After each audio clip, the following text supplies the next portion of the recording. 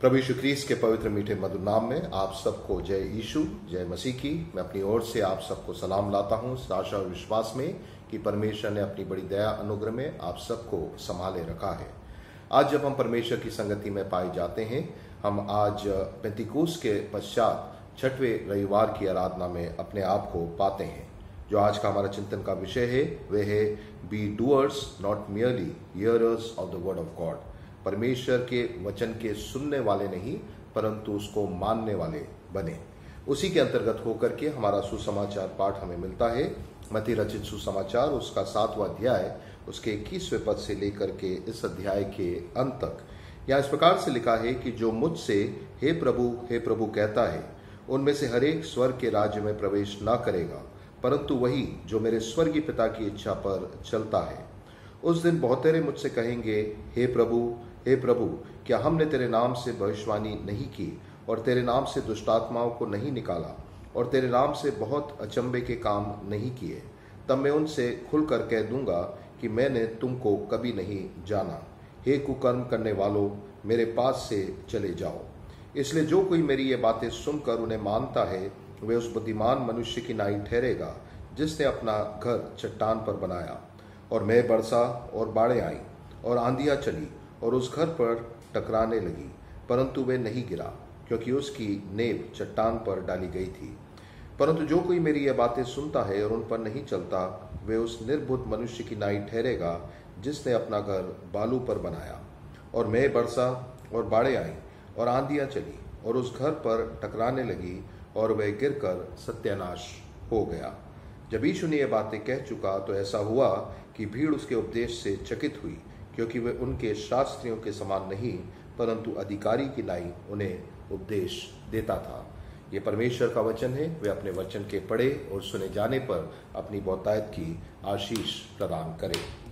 प्रियो, आज का जो वचन हैगा वह हमारे को एक बार फिर से जो पिछले 4 सप्ताह से हम चिंतन में आगे बढ़ रहे हैं, सर्मन ऑफ द माउंट या पहाड़ी उपदेश का अंतिम हिस्सा है, जो हमें मत्ती रचित सुसमाचार उसके 5वें, 6वें और 7वें अध्याय के अंतर्गत होकर के मिलता है।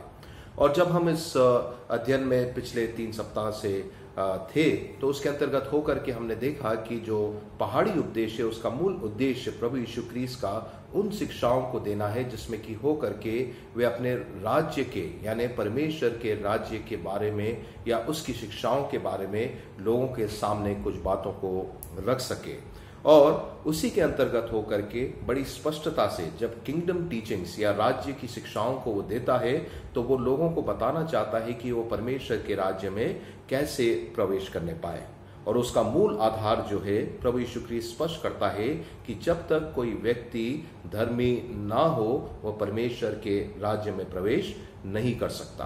परंतु धर्मी या धार्मिकता जब प्रभु यीशु ख्रीस्त कहता है तो वो धार्मिकता या धर्मी होना कैसा होना चाहिए, स्पष्ट इस बात को प्रभु यीशु ख्रीस्त जो हम पिछले 3 बार से देख रहे हैं, प्रभु यीशु ख्रीस्त कह देता हैगा कि कौन प्रवेश करने पाएगा या कौन प्रवेश नहीं करने पाएगा।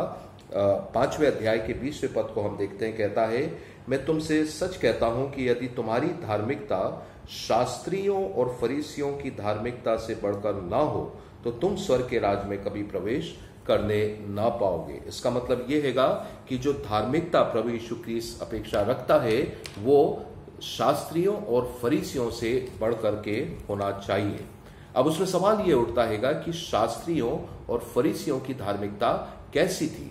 और अगर उसको हम ध्यान से देखें तो हम ये कह सकते हैं कि शास्त्रियों और फरीसियों की धार्मिकता बड़े उच्च दर्जे की थी, परंतु वो मनुष्य दृष्टिकोण से या मनुष्य प्रयास से उच्च कोटि की थी, परंतु वो परमेश्वर के ग्रहण योग्य नहीं थी। वो ऐसा कोई प्रयास नहीं था जो वो नहीं करते थे जिसके कि द्वारा वे अपनी धार्मिकता को प्रकट कर सके। वो बराबर प्रार्थना किया करते थे, उपवास किया करते थे, अपने दानों को दिया करते थे।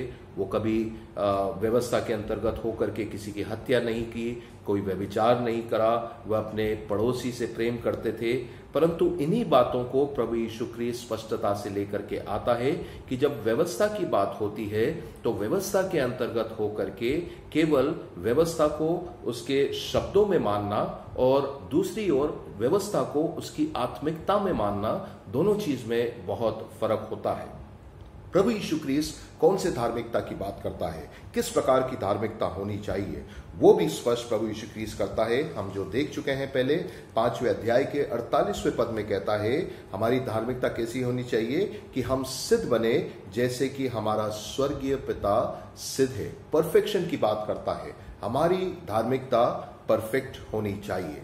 इसका मतलब यह हैगा औपचारिकता नहीं, केवल नाम के लिए नहीं, परंतु ऐसी धार्मिकता जो परमेश्वर की ओर से हो और जो परमेश्वर को ग्रहण योग्य हो। आज का जो हमारा वचन हमने पढ़ा उसके अंतर्गत हो करके एक बार फिर से इसी टीचिंग्स को जो राज्य से, परमेश्वर के राज्य से जुड़ी हुई है और धार्मिकता से जुड़ी हुई है, प्रभु यीशु ख्रीस्त फिर से कुछ बातों का स्पष्टीकरण करता हैगा। और उसी के अंतर्गत होकर के दो बातें मुख्य जो आज के हमारे जो अध्ययन है या हमारी जो टेक्स्ट है उसके अंतर्गत निकल करके आती हैं। एक बात कि प्रभु यीशु ख्रीस्त स्पष्ट कहता है केवल कहने के द्वारा, यानी जो मुझसे हे प्रभु कहता है वो हर एक स्वर्ग के राज्य में प्रवेश नहीं करेगा। और दूसरी ओर वो कहता है जो कोई मेरे बातें सुनता है और उन्हें मानता है वही बुद्धिमान है। इसका विपरीत होगा कि जो मेरी बातों को सुनकर नहीं मानता है वो भी परमेश्वर के राज्य में प्रवेश करने योग्य नहीं होगा। केवल कहने से, सरल शब्दों में आज का जो टेक्स्ट पढ़ते हैं, केवल कहने से या केवल सुनने से आप धर्मी नहीं ठहरते। आप धर्मी तब ठहरते हैंगे जब परमेश्वर के वचन को आप मानते हैं, उस पर चलते हैं। You can't just be hearers and speakers, यानी केवल बोलने वाले और सुनने वाले नहीं, परंतु प्रैक्टिसिंग आपको क्रिश्चियंस होना आवश्यक हैगा। Not only hearing Christians, not only speaking Christians, but more importantly practicing Christians। और उसी बात को स्पष्ट प्रभु यीशु ख्रीस्त करता हैगा कि जो लोग उस समय थे, विशेष करके जो फरीसी और शास्त्रियों के द्वारा जिनको धर्म के विषय में अगुवाई मिली थी, लोग भी धर्मी होना चाहते थे और वो अपनी धार्मिकता को बड़ी गंभीरता से लेते थे। परंतु प्रभु यीशु ख्रीस्त स्पष्ट कहते हैं, और धार्मिकता के विषय में अगर हम देखें तो स्पष्ट इसी 6वें अध्याय के अंतर्गत, इसी सरमन ऑफ द माउंट के 33वें पद को हम अच्छे से जानते हैं। पहले हम किस बात की खोज करें? उसकी धार्मिकता और उसके राज्य की खोज करें, बाकी सब बातें अपने आप मिल जाएंगी। So the priority in our life, हमारे जीवन का मूल उद्देश्य क्या होना चाहिए? उसकी धार्मिकता की खोज आपको और मुझको करना है। और उस समय के लोग इस प्रयास में जरूर थे, परंतु प्रभु यीशु ख्रीस्त स्पष्ट करते हैं कि जो धार्मिकता की व्यवस्था जो फरीसियों और शास्त्रियों के द्वारा दी गई है वो पर्याप्त नहीं है। वो उनके ह्यूमन एफर्ट से है, उनके मनुष्य प्रयासों से हैगा कि वो धार्मिकता को प्राप्त करें। वो परमेश्वर के अनुग्रह को भूल जाते हैं और उसी के साथ साथ परमेश्वर के आत्मा के कार्यों को भूल जाते हैं। वो केवल एक व्यवस्था को मानने के लिए मानते हैं, परंतु उसकी आत्मिकता को कहीं ना कहीं खो देते हैं। और उसी के अंतर्गत ये पूरा सरमन ऑफ द माउंट प्रभु यीशु ख्रीस्त स्पष्ट बताता हैगा कि कहां जो लिखा है उसके ट्रू स्पिरिट को, उसकी सच्चाई को गहराई से समझना अनिवार्य है। और उसी के अंतर्गत होकर के प्रभु यीशु ख्रीस्त फिर से इस बात को कहता हैगा कि केवल बोलने से या केवल सुनने से हम धर्मी नहीं ठहरते जब तक कि हम वचन को मानते नहीं हैं। और आज के समय में भी अगर हम देखें तो हम में से बहुत हैं फरीसी और शास्त्रियों के समान, जो एक हमने अपने आप में एक मानसिकता बना ली है कि हम धर्मी हैं, या धार्मिकता के हमने अपने स्वयं के मापदंड बना लिए हैं। और हम इस कह सकते हैं अस्वस्थ होकर के जीवन को जी रहे हैं कि हम क्योंकि इस धार्मिकता के इस मापदंड पर खरे उतर रहे हैं, इसलिए हम परमेश्वर के राज्य में प्रवेश करने के योग्य हैं। और उसके कारण क्या होता है कि हम अपना आत्मनिरीक्षण नहीं करने पाते हैं। प्रभु यीशु ख्रीस्त क्या कहता है? अपने क्रूस को प्रतिदिन उठाना है। प्रतिदिन का मतलब हैगा, इसका मतलब ये जो विश्वास की दौड़ है और उसी के साथ साथ परमेश्वर के वचन को मानने की बात है, अपनी धार्मिकता को प्राप्त करने के लिए ये प्रतिदिन का प्रयास होना जरूरी है। और उसके अंतर्गत होकर के परमेश्वर का अनुग्रह आप पर, मुझ पर अनिवार्य है, क्योंकि हम अपनी क्षमता से, अपने ह्यूमन एफर्ट से, अपने मानवीय प्रयासों से कभी भी परमेश्वर की उस धार्मिकता को प्राप्त नहीं कर सकते हैं। प्रतिदिन अपने आप का इनकार करना, प्रतिदिन अपने आप को परमेश्वर के सम्मुख रखना, प्रतिदिन उसके उस क्रूस को उठाना, सेल्फ एग्जामिनेशन बहुत जरूरी है। परंतु बहुत से विश्वासियों के जीवन में, मेरे और आपके जीवन में, ये हम एक फॉल्स इल्यूजन में, एक भ्रम के जीवन को जीते हैं, जिसमें हम सोचते हैं कि हम इन बातों को करते हैं तो इससे हम अपने परमेश्वर की धार्मिकता को प्राप्त कर चुके हैं।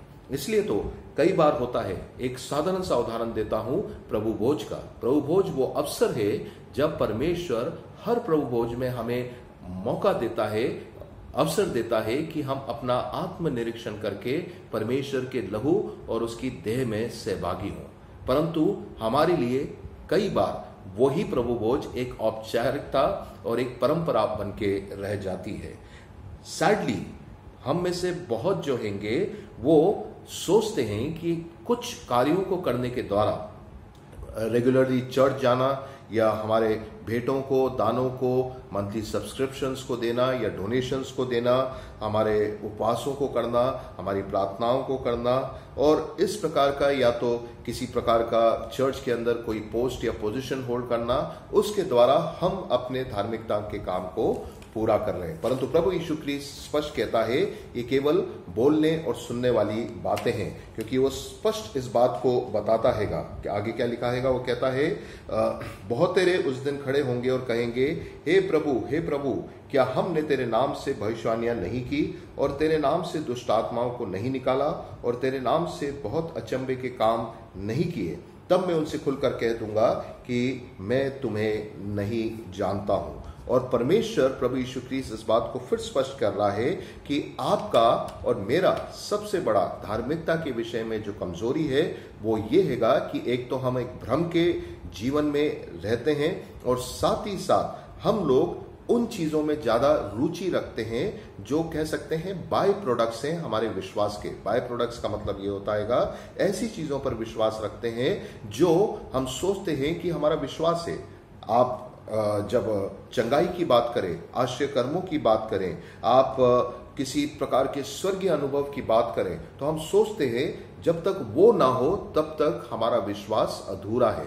और उसके अंतर्गत होकर के जो मूल परमेश्वर चाहता है, एक सिंपल फेथ, एक साधारण विश्वास जो पूरे मन के साथ, आत्मसमर्पण के साथ परमेश्वर के वचन पर आधारित हम अपने आप को प्रभु के हाथ में रखने पाए, हम उसको न करते हुए हम किसी और प्रकार के प्रगटीकरण को देखना चाहते हैं, जिसके के द्वारा हम कह सकें कि हम परमेश्वर के पूर्णता विश्वास में हैं और इस कारण से हम धर्मी हैं। और उसी के अंतर्गत होकर के हम कई बार परमेश्वर के उस अद्भुत उद्धार के अनुभव को खो देते हैं। आज के इस दिन में होकर के जरूरी है कि जो हम सुनते हैं, जो हम कहते हैं, वो केवल सुनना और कहना नहीं, परंतु उससे बढ़ करके हमारा जीवन ऐसा हो जो दिखे कि हम प्रभु यीशु ख्रीस्त के मानने वाले हैं, उसके पीछे चलने वाले हैं और उसके टीचिंग्स के अनुसार, उसकी शिक्षाओं के अनुसार अपने जीवन का अनुसरण करते हैं। उदाहरण के तौर पे मैं आखिरी में इस बात को कहना चाहूंगा, एक बड़ा सिंपल सा उदाहरण। हम सब, मेरा विश्वास है, रोज प्रभु की प्रार्थना अपने व्यक्तिगत या अपने पारिवारिक प्रार्थना में कहते हैं।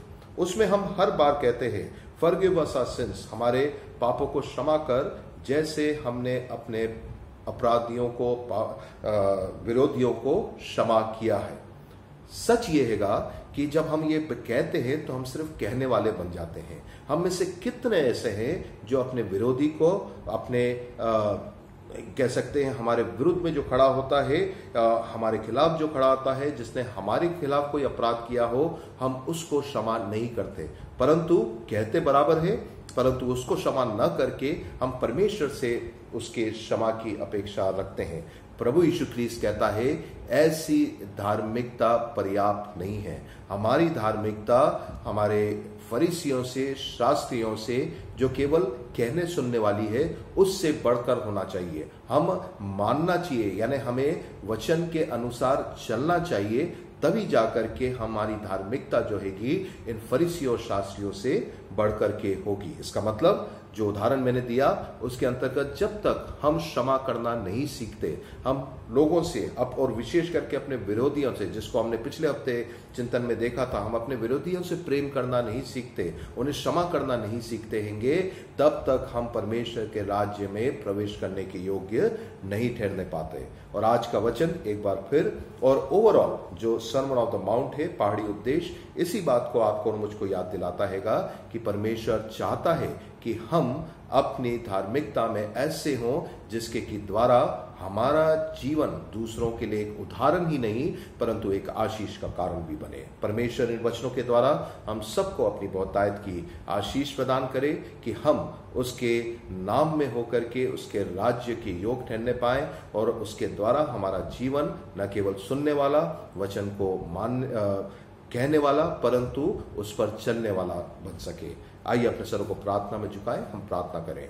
प्रेम पिता परमेश्वर, आज के इस दिन के लिए धन्यवाद, आपकी समस्त आशीषों के लिए जो आपने बीते सप्ताह में होकर के हमारे जीवन में बनाए रखी, हम धन्यवाद देते हैं। विशेष करके इस कठिन कोरोना के दौर में हम एक बार फिर से आपके अनुग्रह को पूरे विश्व के लिए, हर एक मनुष्यों के लिए, विशेष करके जो पीड़ित हैं उनके लिए मांगते हैं।